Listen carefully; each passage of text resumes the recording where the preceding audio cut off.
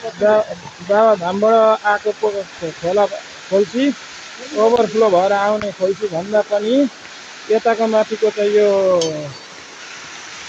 डाँडा गाउँ स्कुल टोलबाट भएर बगेर आउने पानीको चाहिँ यो त्यो ठुलो आउँदो रहेछ। यो यहाँनिर आइपुग्दो रहेछ। त्यस्तो भएकोले गर्दाखेरि हामी काम गरिरहेको छौँ। 4 जना सरमदान नेकपा माओवादी केन्द्र 14 नम्बर वडा समितिको आयोजकमा गरिएको छ। पानीले जित्तो लिइरहेको छ।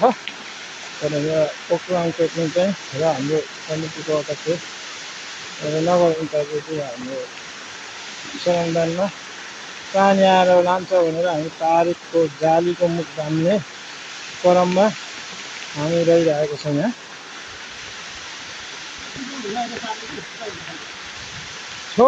छोप्यो अनुहार छोप्यो अनुहारै छोप्यो। काम मात्रै गऱ्यो, कसले गर्यो दलबहादुर कटेल भन्ने नै थाहा भएन। अब चाहिँ भयो।